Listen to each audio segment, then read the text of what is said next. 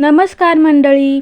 आज आपण जाणून घेत आहोत दिव्यांची पूजा नक्की का केली जाते, त्याचे महत्त्व काय आहे आणि त्याबद्दलची कथासुद्धा आज आपण जाणून घेणार आहोत. तेजाचा सन्मान करण्यासाठी म्हणजेच दिवा हे प्रकाश, ज्ञान, सकारात्मकता आणि आरोग्याचे प्रतीक आहे. अंधार दूर करून जीवनात प्रकाश आणणाऱ्या दिव्यांप्रती कृतज्ञता व्यक्त करण्यासाठी ही पूजा केली जाते.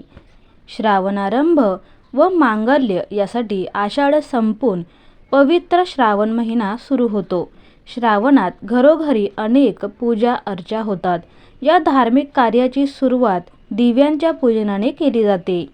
पावसाळ्याच्या दिवसात वातावरणात असणारी ओलसरपणा, कीटक आणि आजारपण दूर करून घरामध्ये लक्ष्मीचा वास राहावा यासाठी दीप प्रज्वलन केले जाते.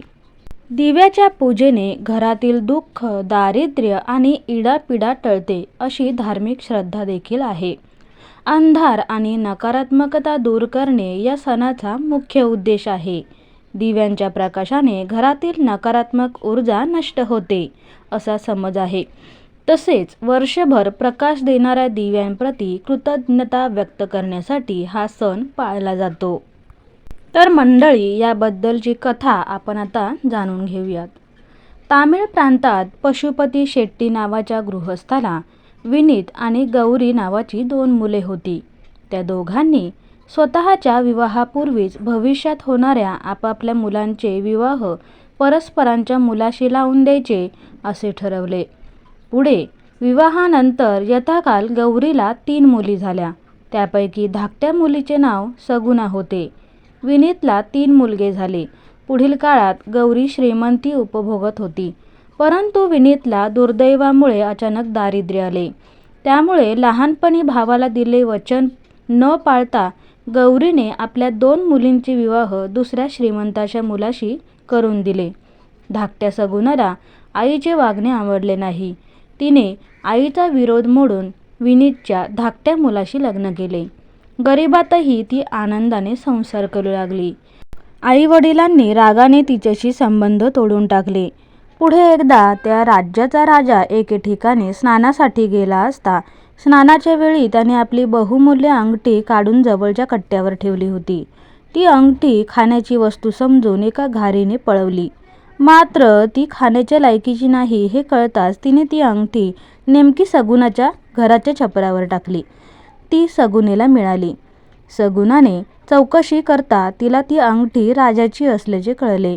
तिने प्रामाणिकपणे ती राजाला नेऊन दिली. राजाने खुश होऊन तिला मोठ्या रकमेचे बक्षीस दिले. शिवाय तिला आणखीन काही मागण्यास सांगितले.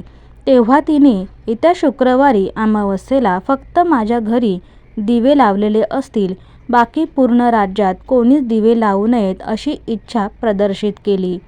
राजाने तशी दवंडी पिटवण्याची व्यवस्था केली. त्याप्रमाणे आषाढ अमावस्येला सगुणाच्या घराव्यतिरिक्त संपूर्ण राज्य अंधारात बुडून गेले. इकडे सगुणाने घरात सर्वत्र दिवे लावले.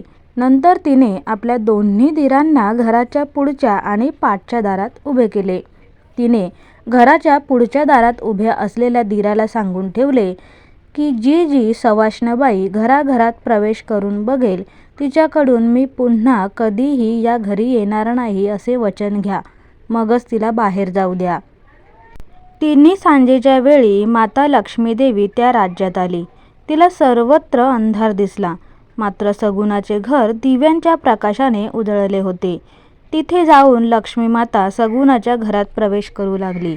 तेव्हा तिथे उभ्या असलेल्या दिराने सगुणाने सांगितल्याप्रमाणे आधी शपथ घ्यायला लावून मगच तिला घरी येऊ दिले. लक्ष्मी घरात येताच आधीपासून घरात असलेली दारिद्र्याची देवी अक्काबाई तातडीने मागच्या दारातून बाहेर पडू लागली. तिथे उभ्या असलेल्या दिराने तिला पुन्हा कधीही परत न येण्याचे वचन घेतले, मगच बाहेर जाऊ दिले. त्या दिवसापासून सगुणाचे घर अखंड सुख समृद्धीने भरून गेले. राज्यातील सर्वजण सगुणाला लक्ष्मी मानू लागले. अशी ही दिव्यांची औसेची कथा तुम्हालाही फळो ही शुभेच्छा. मंडळी, अशा प्रकारे या दीप अमावस्येला तुम्ही देखील दिव्यांनी आपले घर उजळवून टाका आजचा हा व्हिडिओ तुम्हाला आवडला असेल तर लाईक, शेअर आणि चॅनलला सबस्क्राईब नक्की करा. पुन्हा भेटूया अशा छान व्हिडिओसह. तोपर्यंत श्री स्वामी समर्थ.